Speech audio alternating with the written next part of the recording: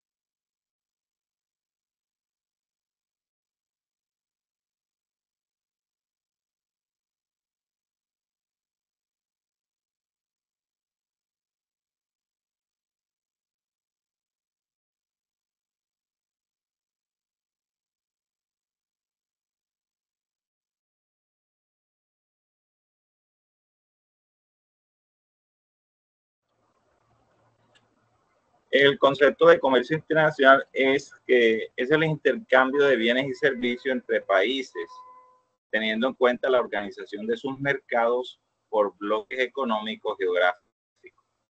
Eso quiere decir que hoy en día, para hacer comercio internacional es mejor que varios países se unan para el tema de aprovechar ventajas, intercambiar entre ellos, ¿sí?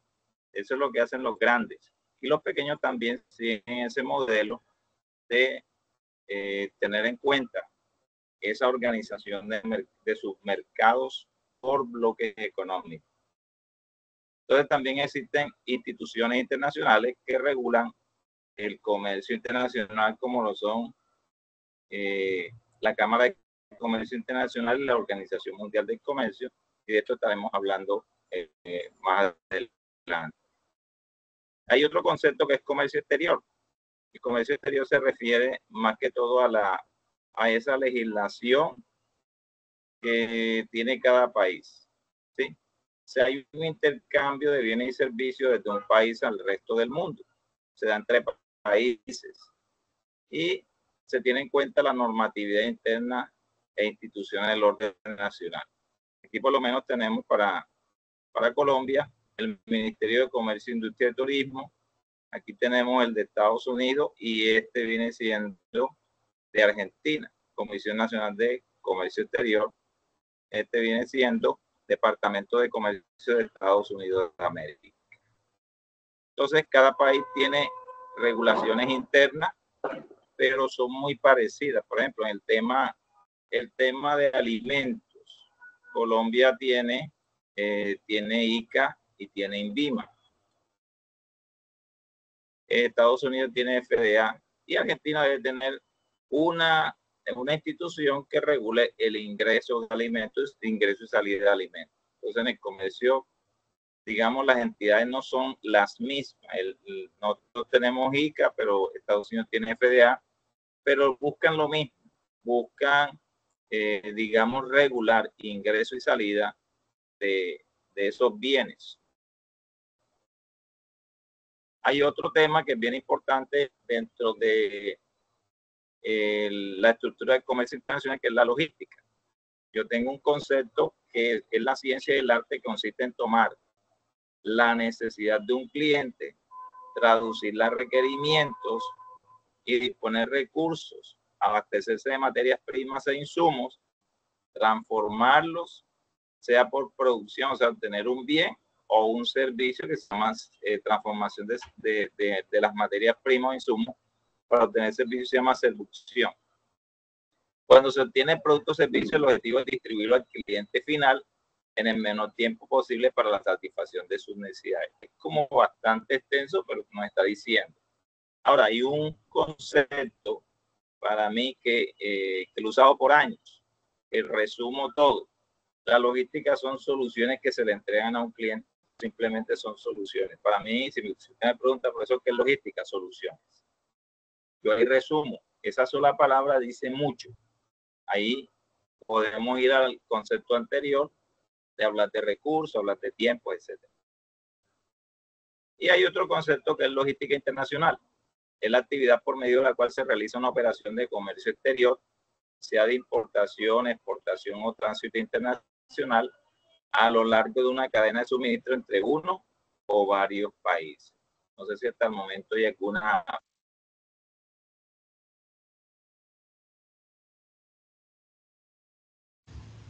No, señor, todo está claro.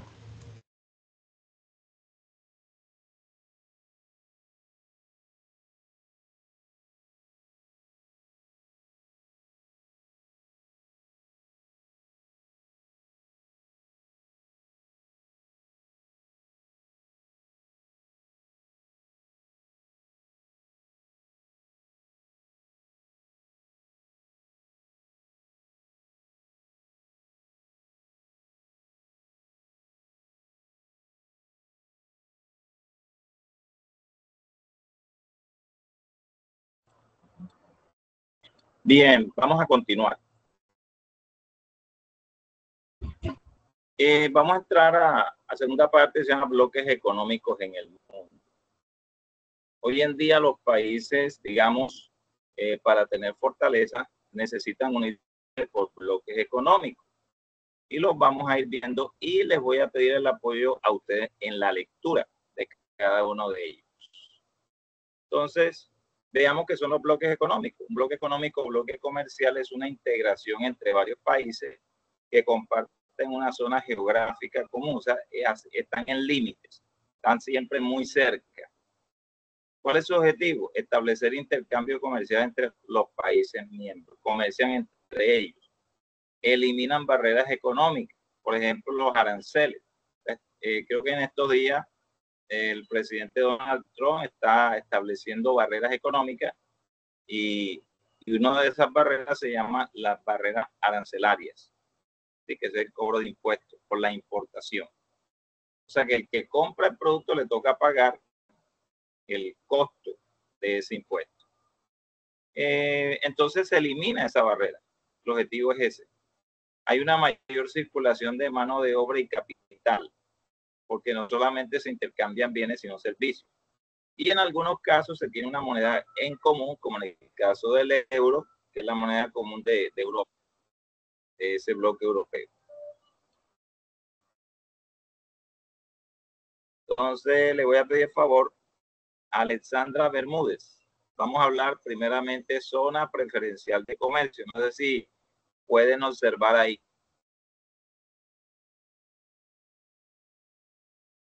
Adelante, Alexandra. Zona preferencial de comercio. Buenas noches, instructor. Buenas noches. ¿Me puede repetir, por ¿Qué es favor? la ¿Qué zona pena? preferencial de comercio? Sí, ¿estás viendo diapositiva? Sí, sí, ya voy, que estoy desde el celular. Ya le doy para ver la diapositiva. Ok. Señor, ahora sí, ya la zona preferencial de comercio. Ya la estoy viendo. Adelante, apóyame con la lectura. Sí, señor. Bueno, su definición es un grupo de países grupo de países que acuerdan reducir o eliminar aranceles. Sus características son: cada país mantiene sus propios aranceles ante los países no miembros. Pueden ser multilaterales. Esto quiere decir 3 países o más. Bilaterales, 2 países. Su objetivo: facilitar el comercio entre los países integrantes, pero además sirve como un primer paso hacia la creación de un mercado común. Ejemplo, la Organización de Cooperación Económica, ECO, es una zona preferencial de comercio establecida entre Irak, Pakistán y Turquía. Muy bien. Entonces, aquí tenemos el logo de ellos. Esto que usted ve aquí es el logo de ECO, Economic Cooperation Organization, Organización de Cooperación Económica. Entonces, la zona preferencial de comercio es el primer paso, o digamos, es el mínimo bloque económico, porque solamente están hablando de reducción reducir aranceles o eliminar aranceles, hasta ahí. Pero ahora sigue otra, que es un avance, que es el área de libre comercio. Le pido el favor a Amada.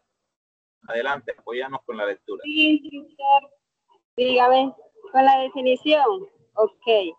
Los países área de libre comercio, sí, definición. Área de libre comercio, definición. Los países de una región acuerdan eliminar o reducir los obstáculos al comercio. Características. Los acuerdos se aplican a todos los bienes que se intercambien entre ellos. Los países miembros deben firmar un TLC. El objetivo, facilitar el comercio entre los países integrantes, acceso al mercado, crecimiento del mercado. Ejemplo, NAFTA, Tratado de Libre Comercio de América del Norte en español, que reúne desde 1994 a Canadá, Estados Unidos y México.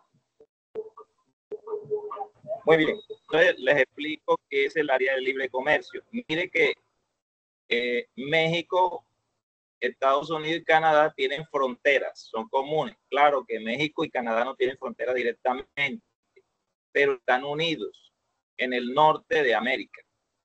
Entonces, ellos no solamente están pidiendo reducir o eliminar aranceles. Ahí me dicen la definición: los países de una región acuerdan eliminar o reducir los obstáculos al comercio. ¿Cuáles son los obstáculos al comercio? Digamos que inspecciones sanitarias o fitosanitarias. Cuando hablamos de inspecciones sanitarias, quiere decir, por ejemplo, vamos a exportar carne. Entonces, no hay tanta traba, tanto obstáculo por el tema de que venga la carne de México hacia Canadá. No, ya ellos eliminaron eso. Claro que tienen que cumplir con unos requisitos higiénicos. Si ellos cumplen, entonces pueden intercambiarlo. Entonces se quitan todo tipo de obstáculos, porque muchas veces hay otro obstáculo que es de cantidades. La cantidad, digamos, solamente, por ejemplo, se puede importar solamente 1000 toneladas de alimentos, de tales alimentos. Entonces, ese obstáculo lo quitan también. Esos son cuotas, las famosas cuotas en un mercado. Y todo tipo de obstáculos se quita. Entonces, cada quien defiende sus intereses, pero entre ellos mismos, ellos se facilitan el comercio. Ahora hay una crisis porque prácticamente el gobierno americano está desconociendo el NAFTA y le ha puesto prácticamente un 25, un 50% de aranceles. O sea, eso es inviable. Esa parte es inviable en cuanto a comerciar. Le voy a decir un ejemplo. Si usted le compra, por ejemplo, a China un producto y el producto le salen 2,000 pesos, pero resulta que el impuesto vale 15%, usted tiene que incrementarle 15% de 2,000 por cada artículo, entonces eso se le incrementa más y usted tiene que recibir ganancias, entonces le aumenta más y no hay negocio ahí. Bien, entonces lo que se busca en el área de libre comercio es quitar barreras, ¿sí? Y para que esto sea posible tienen que firmar un TLC, o sea, un Tratado de Libre Comercio. En el Tratado de Libre Comercio se establecen reglas entre todos los países que hacen parte del área de libre comercio para que facilitar el comercio entre esos países. Y lo más importante para mí de un TLC es el acceso a mercado. Nada hace uno diciendo que tiene TLC con China, con Estados Unidos, si los productos, si los productores no tienen acceso a ciertos productos para esos mercados, eso no tiene gracia, porque el objetivo de un TLC es que otro país le abra su frontera a los productos de ese país. Y también crecimiento del comercio, claro, porque si da la oportunidad de acceso a mercado, quiere decir que se va a producir, por ejemplo, en Colombia, si nosotros vendemos, por ejemplo, juguetes o chocolatinas, dulces, que son muy buenos, ¿cierto? Los dulces colombianos son excelentes frente a otros que tienen esa ventaja, pero de nada sirve tener un TLC si se le cierra el mercado a los dulces o a ciertos productos, y eso es lo que se busca con los TLC. Y tenemos el NAFTA, que es el Tratado de Libre Comercio, que está entre Estados Unidos, México y Canadá desde el año 94. Por ahí ha sufrido varios cambios, etc. Bien, vamos a seguir con la Unión Aduanera. Y le voy a pedir favor a Ana Isabel Córdoba que nos apoye. Buenas noches. Buenas Con la noches. definición. Se refiere a la eliminación de las barreras arancelarias entre los países miembros.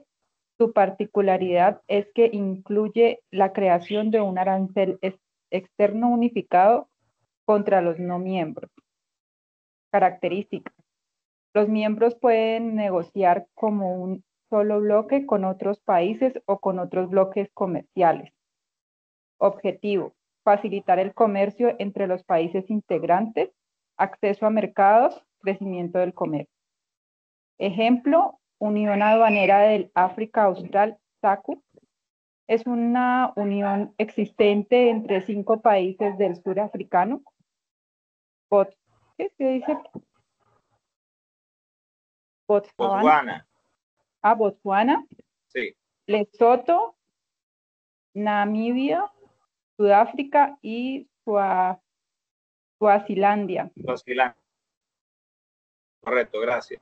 Entonces miren que en la medida que vamos viendo los bloques económicos, la Unión Aduanera es un tipo de bloque más avanzado.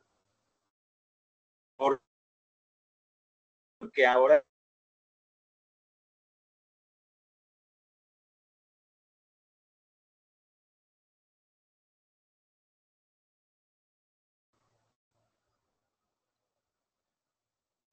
si un país externo a la Unión Aduanera quiere comerciar, entonces hay un arancel unificado contra los no miembros. Vamos a suponer, aquí tenemos Botswana, Lesoto, Namibia, Sudáfrica y Suazilandia, que son países del sur de África. Esos países económicamente son más fuertes que los países, por ejemplo, como Nigeria, etcétera. Estos países son más fuertes económicamente. Entonces, ellos están ubicados en una parte del sur de África que también tiene muy cercano a Australia, ¿sí? Digamos Nueva Zelanda también por ahí está, y otros países más. Entonces están en esa parte del mundo y pueden comercializar con otros. Pero si viene a Australia y quiere comercializar con uno de ellos, con Sudáfrica, es como si estuviera comercializando con todos. Pero entonces le van a cobrar, a ellos le van a cobrar, a ese país llamado Australia le van a cobrar un arancel, digamos, diferente, ¿sí? Más costoso, le establece, pero entre ellos se quitan los aranceles, se quitan todas las barreras arancelarias. Por eso lo dice el concepto, se refiere a la eliminación de la barrera arancelaria de los países miembros, no se cobran impuestos. Entonces, digamos, cualquiera de esos países logra hacer digamos, un convenio, una alianza con otro bloque como el NAFTA, entonces todos los países salen beneficiados. Si, por ejemplo, Sudáfrica, que es un país fuerte económicamente en África, ellos van a comercializar con el NAFTA, que está Estados Unidos, México y Canadá, entonces el beneficio va a ser para Lesoto, Botswana, Namibia y Suazilandia y de paso Sudáfrica. Y el objetivo se mantiene el tema de facilitar el comercio entre los países integrantes. El segundo punto que para mí es clave, acceso a mercados. Si un tratado de libre comercio bloquea, digamos, o no permite acceso de productos que son necesarios exportar y que son buenos y que cumplen, se le bloquea, no tiene gracia ningún tratado de libre comercio ni ninguna unión aduanera. Por lo tanto, el acceso a mercados es clave. Y por eso el acceso a mercados es el que va a producir el crecimiento del comercio. Bien, vamos ahora con el mercado común. Este es bastante conocido en Sudamérica. Hay uno que se llama Mercosur y nos va a apoyar en la lectura creo que Ana Isabel o Andrea Castro. Andrea Castro. Sí, señor. Adelante. Sí, señor. Buenas noches, instructor. Mercado común. Definición. Consiste en la existencia de un comercio libre entre países con todos los recursos económicos y no solamente con los bienes tangibles. Características. Se eliminan todas las barreras al comercio de bienes, servicios, capital y mano de obra. Incluye la eliminación total de todos los aranceles. Es un regulador por un parlamento. Objetivo: facilitar el comercio entre los países integrantes, acceso a mercados, crecimiento del comercio. Ejemplo: Mercosur es un mercado común integrado por Argentina, Brasil, Paraguay, Uruguay, Venezuela y Bolivia, y con otros países asociados en América Latina. Muy bien. Entonces, algo más avanzado se llama el mercado común. Previo al último, que es el bloque de Europa, que es el más avanzado. Entonces, hace unos años se pensó integrar mercados y se crearon dos mercados comunes. Hay uno que se llamaba Merconorte, Colombia, estaba Venezuela, estaba Perú, etcétera. Sí, había varios, Merconorte. Por las diferencias políticas, prácticamente el Merconorte ha ido desapareciendo. Antes estaban unidos en un pacto que se llama el Pacto Andino, que también desapareció. Pero el Mercosur diré que ya no hay barreras ahí. Eso hace parte de eso. ¿Sí? Entonces hay un comercio libre entre esos países sin ninguna barrera. Se eliminan todas las barreras de comercio. Pero fíjese que se incluyen los bienes, es decir, si se exporta frutas, si se exporta metales, servicios, ¿sí? Porque también se pueden exportar servicios, construcción de carreteras, digamos, cuando se va a construir una planta, se puede llevar tecnología a otros países. Capital, entonces se requiere las maquinarias y digamos a la parte económica, inversiones. Y también mano de obra, se puede llevar mano de obra de otros países. Entonces no hay aranceles y hay una característica: los mercados comunes están regulados por parlamentos. Entonces hay un parlamento en el Mercosur que está conformado por integrantes de todos esos países, como son Argentina, Brasil, Paraguay y Uruguay. Aunque Venezuela está en el norte, él se quiso integrar. Creo que esas relaciones poco a poco se han debilitado. También está Bolivia y dice que hay países asociados en América Latina. Colombia también tiene sus intereses en el Mercosur. Ahora vamos a ir viendo otro más. Este se llama la Unión Económica, que digamos hasta el momento es el bloque económico mucho más ventajoso, muy ventajoso. Entonces le voy a pedir, por favor, a Hernán Avendaño. Buenas noches, instructor. Buenas noches. Tipos de bloques económicos, unión económica. Definición. Tiene prácticamente las mismas características que un mercado común. Su particularidad consiste en que además de la apertura comercial, también comparten un sistema fiscal y una moneda. Características. Se comparten una serie de políticas económicas comunes entre las cuales se cuenta el uso de una moneda común. Objetivo. Facilitar el comercio entre los países integrantes, acceso a mercados, crecimiento del comercio. Ejemplo, la Unión Europea. Muy bien. Entonces, ¿qué sería eso de la Unión Europea? Hay una particularidad, se habla de que ellos tienen un parlamento, el Parlamento Europeo, que hace parte de la Unión Económica, ¿sí? Que se llama la Unión Europea. Ellos pasaron de un mercado común avanzaron a una unión, ¿sí? Entonces, esa unión económica comparten, digamos, reglas de tipo fiscal o de impuestos, una sola moneda. Y le voy a explicar qué significa eso de compartir un sistema fiscal. Si uno va a Italia y deja de pagar impuestos en Italia, ¿sí? Uno se va para Holanda y allá le cobran el impuesto, porque es un solo bloque. O sea, todo lo que se deba se cobra y ahí ellos después, en alianza común, ese dinero de impuestos irá al país que le corresponde. ¿Sí? Es muy avanzado ese tema el tema fiscal. En Europa, yo tuve la oportunidad de estar en Italia, estuve en Holanda y estuve en Suiza.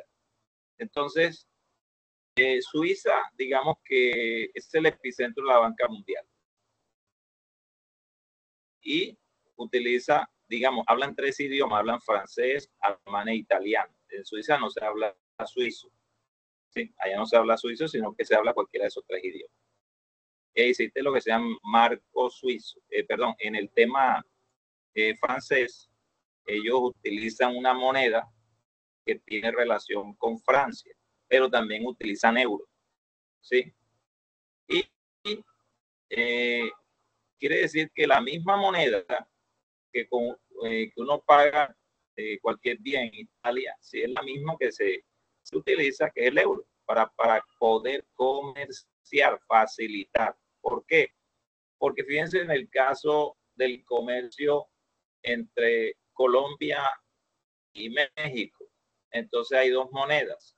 Si Colombia quiere comerciar con Canadá, hay 2 monedas. Con Estados Unidos hay 2 monedas, el dólar y el peso. Entonces allá no, allá comercian con una sola moneda que es el euro y eso facilita transacciones porque vale lo mismo en cualquier parte de esos países. Y por ahí Inglaterra se salió. Inglaterra sale de esta Unión Europea. Ellos prefirieron estar por fuera, aunque hacen parte de Europa, prefirieron estar por fuera. Bien, entonces eso facilita mucho el comercio entre los integrantes. Hay leyes comunes, aparte de eso hay unas leyes comunes, son leyes de tránsito, las leyes que tienen que ver normas técnicas de tecnología, etcétera. ¿Sí? Siempre buscan estandarizar que los productos que están en un país, digamos, al ser comercializados al otro, utilicen el mismo tipo de tecnología. Y una de esas, digamos, son los conectores, los cables para conectar a la energía. El tema de ese cable, yo estuve allá cuando fui a Italia, quise conectar mi celular, pero me tocó buscar un adaptador y es diferente totalmente. Entonces no me servía el que venden acá, no sirve allá. Hay que buscar un adaptador para poder tomar la energía. Entonces los productos que se fabrican en cualquier país de Europa, también hasta en eso influye. Ellos, digamos, si cualquier país quiere comercializar con Europa, con cualquier país de Europa, entonces en el tema, por ejemplo, de venderle los aguacates criollos, que yo siempre no, yo tengo que cumplir con unas normas. Una de esas es no utilizar agroquímicos. ¿Sí? Se llaman los productos verdes, son muy apetecidos allá. Ellos evitan que los productos vengan de países que no cumplan. Hay otra norma que se llama buen trato al hombre. Si una persona tiene una finca donde produce aguacate, pero no le paga lo justo y lo correcto, no le compra. Entonces tienen que cumplir con algo que se llama buen trato al hombre. Hay otra norma que tiene que ver con el buen trato al medio ambiente. No se puede deforestar, digamos, a los animales hay que tratarlos bien. Se pueden maltratar animales, se llama maltrato animal. Entonces son bastante exigentes. Cualquiera que quiera ingresar no debe, digamos, no debe vulnerar derechos en el tema de laboral, porque no le van a comprar. Tiene que demostrar que cumple con unas normas. Entonces, digamos que el tema de estos bloques más avanzados. Vamos a seguir mirando y vamos a hablar de instituciones. No sé si aquí hay alguna pregunta hasta el momento.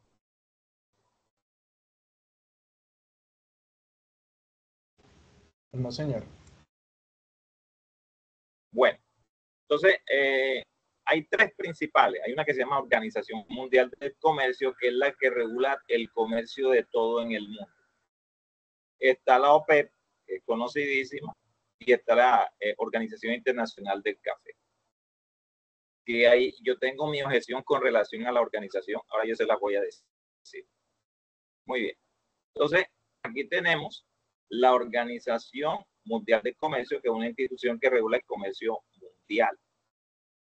Yo le voy a pedir el favor a Iván Darío Barreto que por favor nos apoye con la lectura. Buenas noches, instructor. Buenas noches. Instituciones que regulan el comercio mundial, Organización Mundial del Comercio. Definición: es la única organización internacional que se ocupa de las normas que rigen el comercio entre los países. Características: los países sobre los que descansa son los acuerdos de la OMC, que han sido negociados y firmados por la mayoría de los países que participan en el comercio mundial y ratificados por sus respectivos parlamentos. Objetivo: garantizar que los intercambios comerciales se realicen de la forma más fluida posible y libre posible. Previsible, y libre posible. Visión: la finalidad primordial de la OMC es abrir el comercio en beneficio de todos. Bien, esto último es importantísimo. Darle apertura al comercio en beneficio de todos. Y le voy a poner varios ejemplos de cómo la Organización Mundial del Comercio no solo facilita, sino que sanciona. En Tailandia hay un arroz que es especial, es aromático. Eso lo da la naturaleza. Es como el caso de nuestro café, eso no tiene discusión, es el mejor del mundo en sabor. Eso a veces Honduras dice, no, que nuestro café es mejor. No, no. El café colombiano es especial por el sabor. Hace ratico vino un extranjero y yo le brindé café colombiano. Me dijo, de República Dominicana. Me dice, no, allá en mi país está el café bueno, pero esto es muy especial, es totalmente distinto. Entonces, nuestro café es especial. Ahora, ¿qué tiene que ver ese arroz aromático? Que una empresa de los Estados Unidos toma una muestra, se lo lleva y lo empieza a cultivar en tierra caliente, ¿sí? Pero bajo el auspicio de Estados Unidos. Entonces Tailandia se dio cuenta y demandó. Hay algo que se llama en comercio internacional, en Tratado Libre de Comercio, hay un elemento clave que se llaman las patentes. ¿Qué quiere decir una patente? Que la patente reconoce de que hay ciertos productos naturales que no se van a producir en otro lado, sino ahí.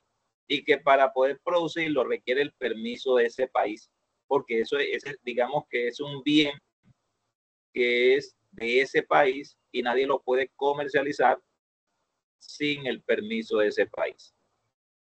Ahí donde estuvo el problema del caucho, que en Brasil, digamos, en el Amazonas se produce caucho y de ahí de los árboles sacaban el caucho. Entonces se llevaron para Asia digamos, las semillas, sembraron allá y prácticamente afectaron la economía de Brasil. Brasil tenía esa ventaja. Entonces, hay otra que que es que hay un delito que se llama dumping. No sé si lo han escuchado. ¿Qué es dumping? Hay algo que se llama línea de precio. La línea de precio significa que nadie puede vender por debajo de esa línea. ¿Por qué? Porque si vende por debajo es porque está haciendo algún tipo de trampa. Les explico. Digamos que la economía de Estados Unidos es así de este porte, digamos la industria de este porte, pero el campo es más pequeño. El caso nuestro es diferente, nosotros tenemos más campo y menos industria. Entonces, como la industria ya es más grande que el campo, hay algo que se llama subsidios. No son malos los subsidios, pero cuando los subsidios se sobrepasan y digamos una hectárea de algodón vale, digamos, cultivar una sola hectárea, digamos que vale $1,000, un ejemplo. Entonces hay otro país que también le toca invertir $1,000, pero viene la industria de ese país que se llama Estados Unidos y le dice, no, pues vamos a nosotros a subsidiarle todo. Como tienen poder económico, entonces a cómo le sale el algodón a este señor, le sale muy barato por debajo del precio.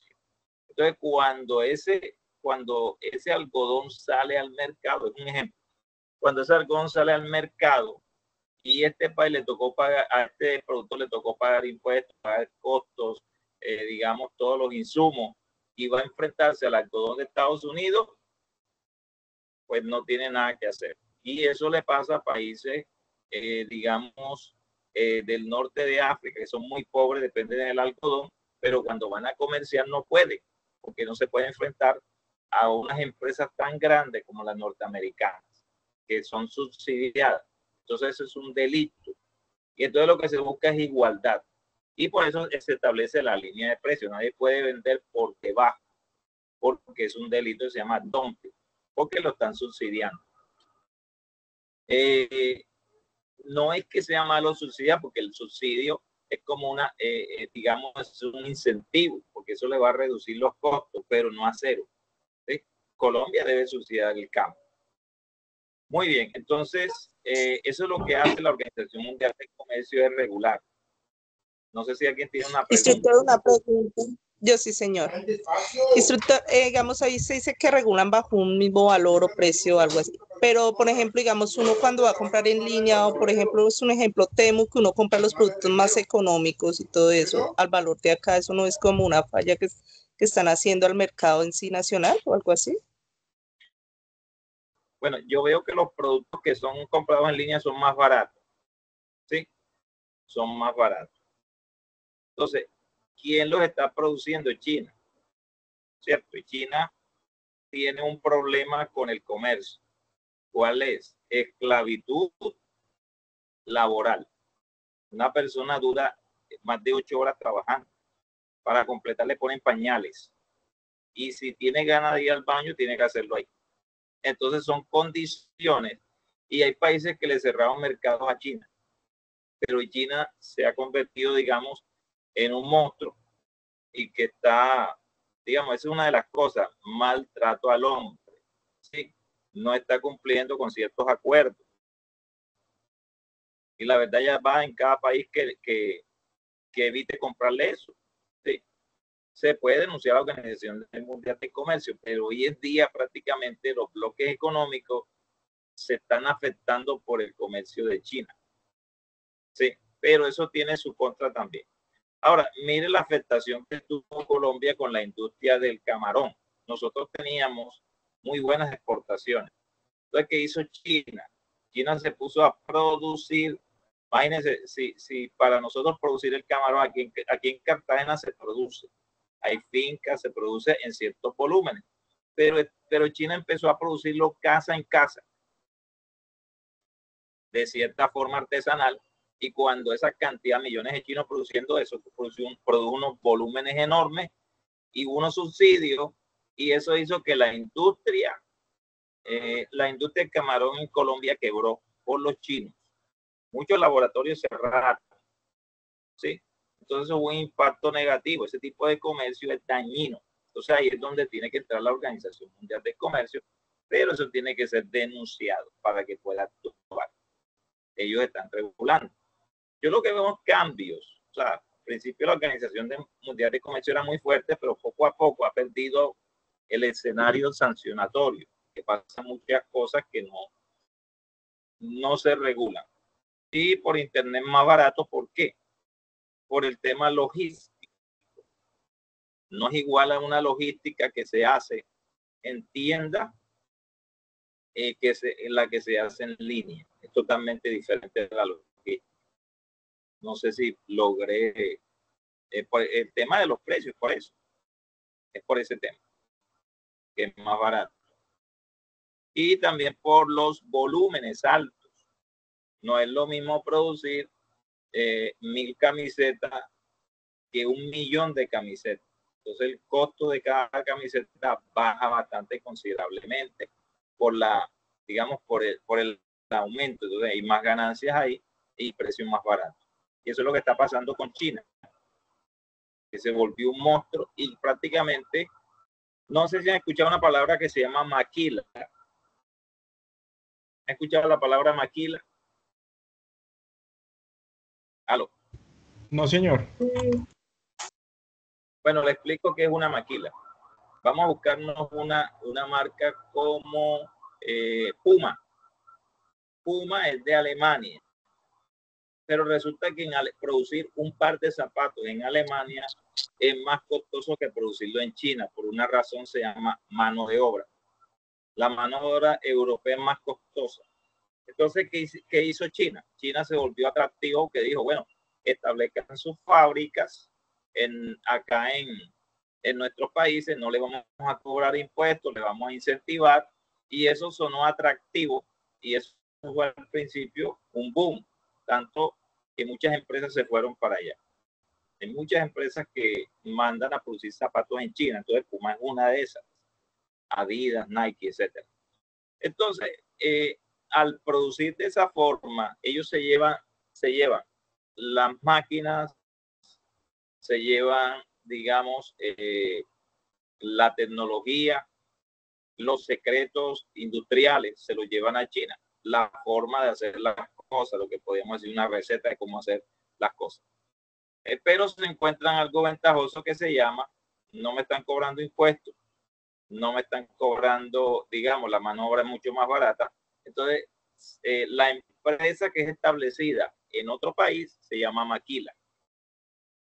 Y eso hace que se abaraten costos. ¿Cuál es la desventaja? En el caso Estados Unidos-China, 3 meses dura un buque para salir del puerto de San Francisco, ¿sí? De Los Ángeles, del puerto de Los Ángeles para llegar allá, y 3 meses en regresar. Entonces también se utiliza el transporte, digamos, el transporte aéreo, que es mucho más rápido, pero más costoso. Y otra estrategia que estoy viendo es que, así como Amazon no se centralizó en Estados Unidos, sino a nivel mundial, ha establecido centros de distribución en todo el mundo. Lo mismo están haciendo los chinos. Usted le compra a Temu y no viene de China, sino que está en Bogotá. Hay una empresa, un representante que tiene volúmenes enormes de mercancía que usted pide, no le está pidiendo a China, sino a un intermediario, y ese representa a Temu, ¿sí? Representa a Temu. Entonces, para el tema de costos, ya se tiene el producto y lo que demora son semanas en llegar. Y si usted le quiere comprar a China, le va a demorar 3 meses en llegar ese producto. Bueno, entonces eso es lo que tiene que hacer, eso es la función de la Organización Mundial de Comercio, de sancionatoria también. Y está la OPEP, que es muy conocida, Organización de Países Exportadores de Petróleo. Y John Rivero.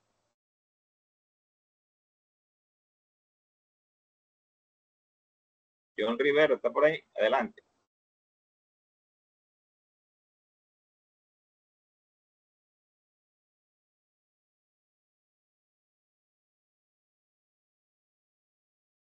Aló, John. Bueno, José Luis.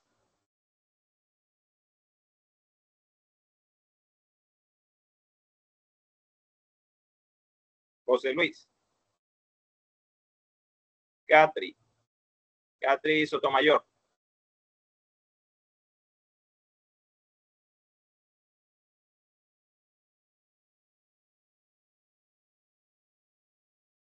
Lady Joana Zuluaga. Aló.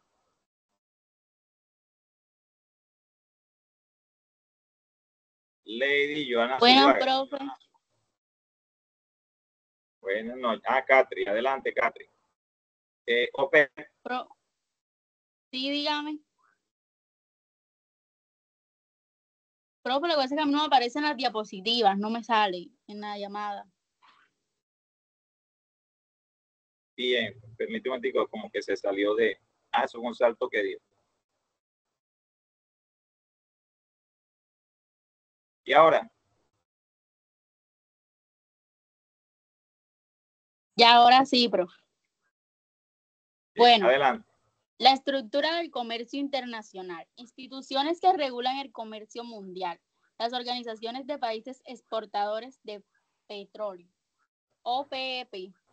Definición, se crea en respuesta a la concentración de poder político y económico de los Estados Unidos como principal productor y consumidor de petróleo del mundo en el periodo de posguerra. Las características. Concentra la totalidad de la capacidad necesaria de producción de petróleo del mundo, lo que de facto convierte a la Organización de Países Exportadores de Petróleo en el Banco Central del Mercado de Petróleo. ¿Cuál es el objetivo? Coordinar y unificar las políticas petroleras entre los miembros con el fin de garantizar unos precios justos y estables para los productores de petróleo, el abastecimiento eficiente, económico y regular de petróleo a los países consumidores y un rendimiento justo del capital de los inversores. La visión es ser autoridad suprema en la producción y exportación del petróleo. Muy bien. Entonces, ¿qué hace la OPEP? Fíjense que todo comienza después de la posguerra. O sea, Segunda Guerra Mundial termina. Los países más fuertes que ganaron la guerra, como Estados Unidos, Inglaterra, Rusia, ellos establecen, Francia también estuvo por ahí. ¿Sí? Entonces los países europeos con Estados Unidos, todavía dos bloques. Ellos se reúnen para establecer nuevas reglas comerciales mundiales. ¿Sí? Y una de las cosas que se establece el dólar como la moneda comercial mundial, que todavía está vigente eso. Pero Estados Unidos, como era el principal productor y consumidor de petróleo, quería establecer reglas. ¿Qué hacen los países árabes? Y países como Venezuela y otros países se unen a la organización para contrarrestar eso, para que se garantice precios justos, estables. Quien regula los precios del petróleo es la OPEP. No es un país, sino el grupo de países, que ellos son los que establecen las reglas de cuando hay factores que hacen que el precio del petróleo suba o baje. Y lo que más hace subir el precio del petróleo o que baje son los conflictos. ¿Sí? Los conflictos.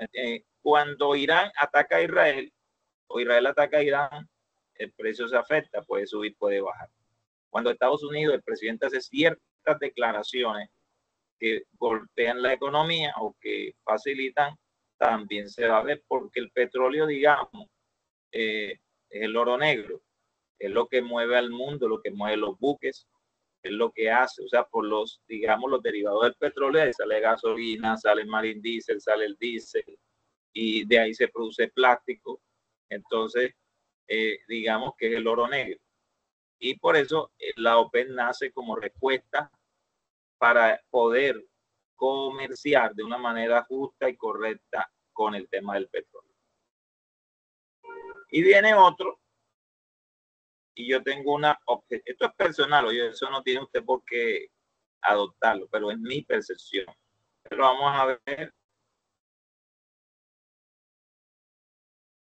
Lady Joana Zuluaga. Lady Joana Zuluaga. Lady Margarita Cabeza. Organización Internacional del Café. Definición. Es la principal organización intergubernamental para el café que reúne a los gobiernos exportadores e importadores. Características. Su gobierno, miembros representan el 98% de la producción mundial del café y el 67% del consumo mundial. Objetivo. Enfrentar los desafíos del sector mundial del café a través de la cooperación internacional. Visión. Permitir a los gobiernos y al sector privado intercambiar opiniones sobre asuntos relacionados con el café, las condiciones y tendencias del mercado y coordinar políticas en reuniones de alto nivel. Ok, tengo una pregunta. ¿Cuántas personas en el mundo se toman una taza de café en la mañana?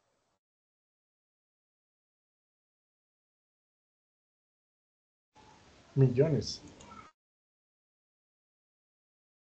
No, son millones. Millones. Eso quiere decir que millones, cada taza instructor. Sí, o sea, fíjense que en las películas, en todas las películas de Hollywood siempre están tomando café. En las series, en las novelas, siempre están tomando café. Películas de vaqueros, sino lo que les gusta. Uno ve que están los vaqueros calentando café de hace muchos años. El café se comercializaba de esa época, de western. Entonces uno ve que el café es un alimento muy, pero muy importante a nivel mundial. ¿Cuál es mi objeción?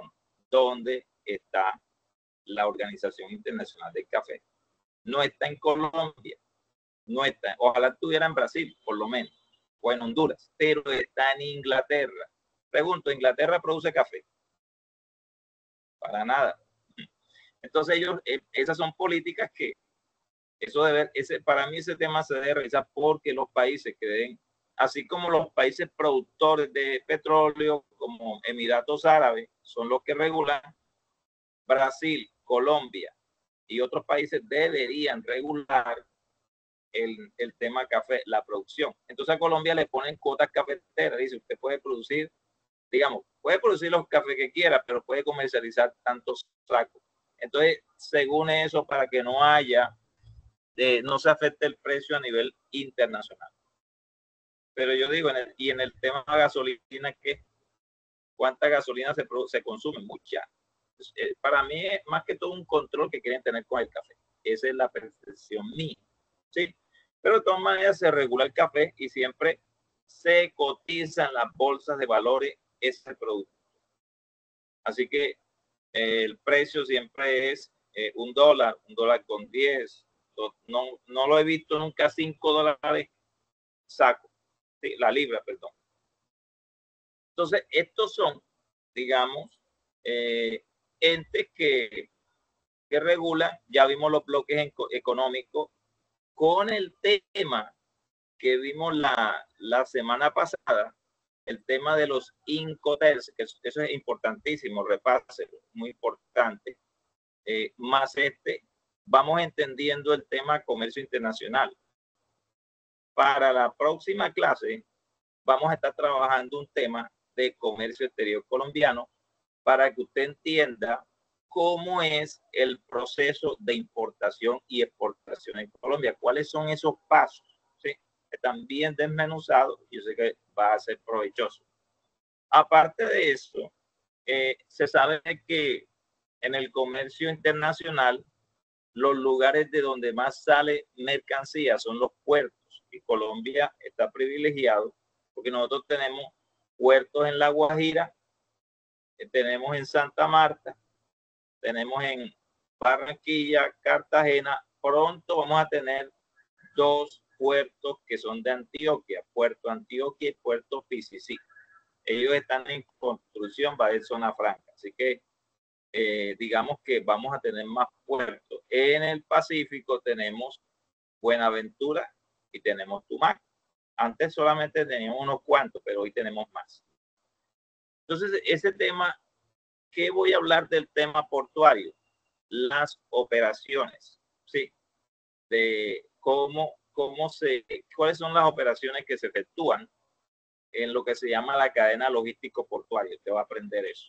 Usted va a ver las diferentes operaciones que son las que apoyan el comercio internacional.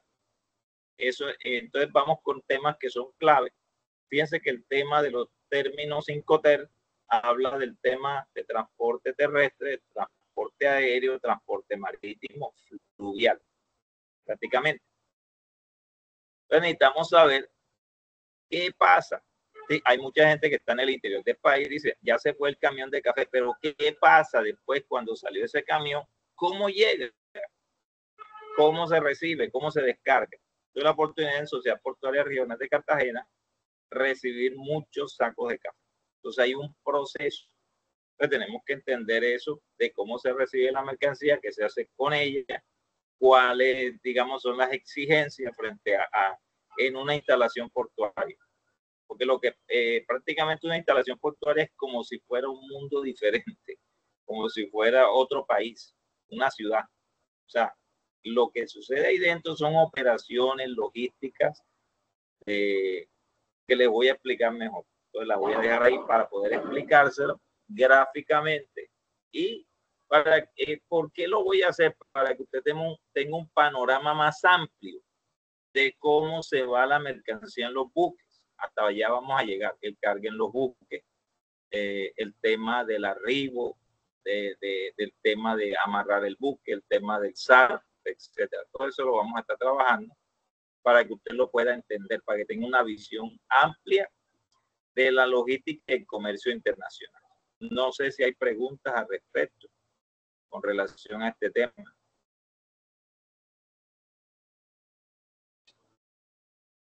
¿Aló? No, señor. ¿Tienen alguna pregunta? No, señor. Bueno, yo le voy a facilitar la diapositiva, ¿ya? Esta es la primera parte, después viene la otra, ¿sí? Esta conferencia la he dado para universidades, como la Universidad de Cartagena. Entonces también la doy en el SENA. Tiene este estilo conferencia. Entonces le facilito esta parte y la próxima clase le facilito la otra. Bueno, no sé si hay otras preguntas con relación a calificaciones, etcétera. No, señor.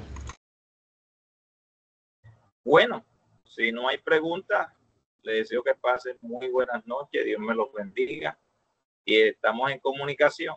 Mañana empiezo a calificar y empiezo a resolver algunas situaciones. Ya tengo la lista de ustedes, de los que tienen problemas con el correo Soicena. Entonces me dedico mañana porque yo cuando preparo esto no atiendo más nada para que usted tenga una buena clase. Listo, nos estamos viendo. Ok, instructor, gracias. Muchas gracias, instructor. Feliz noche. Gracias, instructor.